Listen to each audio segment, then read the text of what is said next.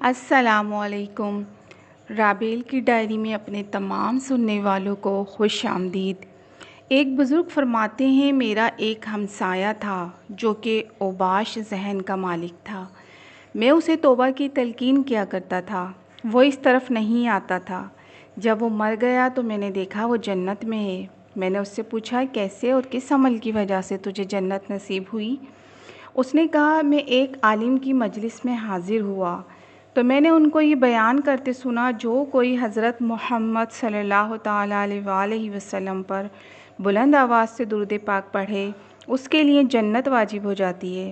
یہ سن کر میں نے اور سب حاضرین نے بلند آواز سے درود پاک پڑھا تو اللہ تعالیٰ نے ہم سب کو بخش دیا اور جنت عطا کر دی۔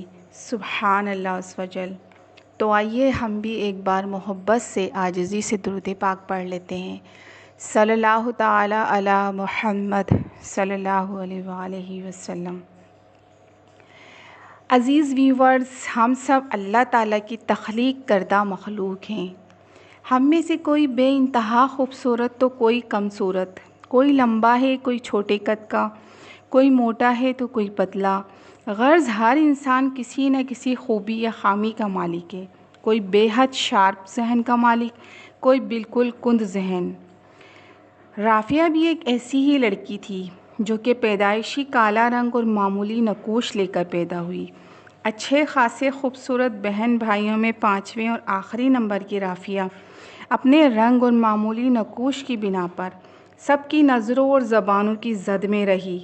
کہنے والے منہ پر کہہ جاتے، ارے یہ تو تمہاری اولاد نہیں لگتی۔ کوئی کہتا، اس کا رنگ کس پر چلا گیا، ارے یہ بچی ایسی دنیا میں کیسے جیے گی۔ بہنیں بھائی بھی اسے حقیر سمجھتے، دوست رشتہ دار بھی باتیں سنانا نہ بھولتے۔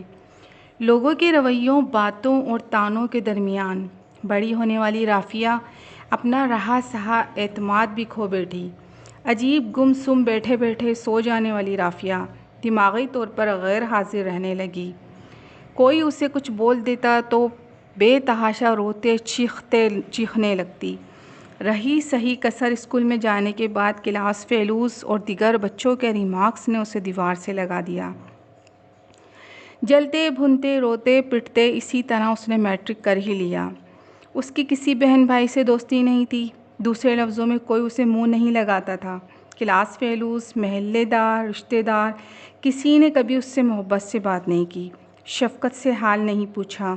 اپنی دنیا میں رہنے والی اس کالی کلوٹی لڑکی کے اندر پہلا انقلاب اس وقت آیا جب اس نے میٹرک کے رزلٹ کے لیے نماز پڑھنا شروع کی اور گھنٹوں جا نماز پر اللہ تعالیٰ سے دعائیں مانگنا شروع کی۔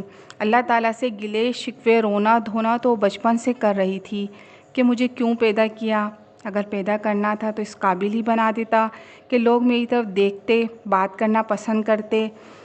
بیکار کچرے کی طرح گھر میں پڑے پڑے جب نمازوں میں دل لگایا، دعاؤں میں اللہ تعالیٰ سے گلے شکوے کرنے کے بجائے کوئی مثبت سوچ، عمل یا کام کے لیے گڑ گڑائی تو مالک دو جہاں نے اپنی بندی کے لیے راہیں کھول دیں۔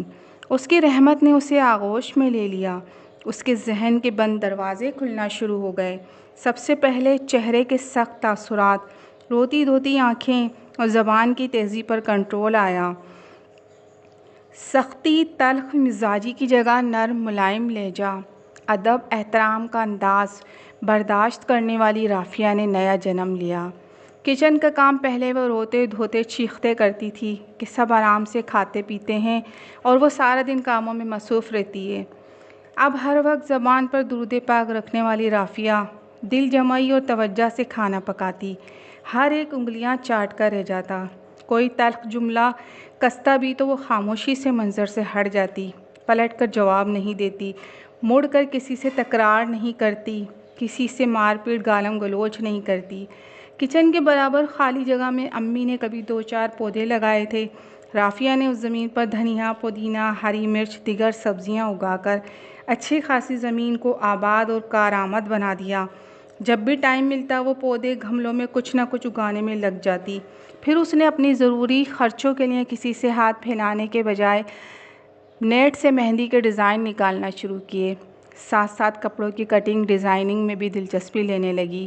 خود کو مثبت کاموں میں لگا کر نہ صرف وہ ایک اچھی مہندی ماسٹر اور ڈیزائنر بن گئی، کھانے پکانے میں تو پہلے ہی ایکسپرٹ ہو گئی تھی۔ رافیہ نے کالج سے واپسی پر ایک ڈیزائننگ سینٹر کا بورڈ دیکھا تو وہاں جا کر بات کی۔ ان لوگوں نے کٹنگ اور ڈیزائننگ چیک کر کے اسے ادارے میں رکھ لیا۔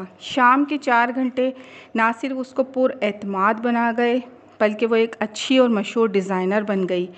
نماز و درود پاک نرماہٹ ملائم انداز نے اس کے کالے چہرے پر ایک کشش اور نور پیدا کر دیا، ایسی کشش کہ جو اسے دیکھتا دوبارہ نظر ڈالنا ضروری سمجھتا، جو اس سے بات کرتا ایک بار تو دوبارہ پلٹ کر اس سے بات کرنے کو فخر محسوس کرتا۔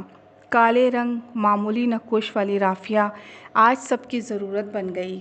بہنوں، بھابھیوں، رشتہ داروں میں اچھے کھانوں کی وجہ سے رافیہ کو پکارا جاتا ہے۔ گارڈنگ کا کوئی مسئلہ ہو لوگ فون کر کے پوچھتے ہیں۔ ڈیزائننگ اور مہندی لگانے میں تو رافیہ کا جواب ہی نہیں ہے۔ جس ادارے میں بطور ٹیچر جاب کی تھی، وقت کے ساتھ ساتھ اس کی مالک بن بیٹھی۔ اپنے رنگ نقوش پر رونے دھونے اللہ تعالیٰ سے گلہ شکوہ کرنے کے بجائے رافیہ نے جس طرح اپنی خوبیاں باہر نکال کر لوگوں کو اپنا گرویدہ کیا، یہ نہ صرف قابل تحسین ہے بلکہ دوسروں کے لیے ایک مثال بھی۔ رافیہ کی کہانی ہمیں یہی سکھاتی ہے، زندگی میں اگر کامیاب ہونا ہے تو زبان کی مٹھاس، چہرے کی مسکراہٹ دلوں کو مٹھی میں لینے کا ہنر رکھتی ہے۔ زبان سے ادا ہونے والے میٹھے مہربان الفاظ اور چہرے کی نرم ملائم مسکراہٹ لوگوں کو آپ کے قدموں میں ڈھیر کرنے کی طاقت رکھتی ہے۔ چینل کو سبسکرائب کر لیجیے اور لائک اور شیئر کرنا مت بھولیے گا۔ اللہ حافظ۔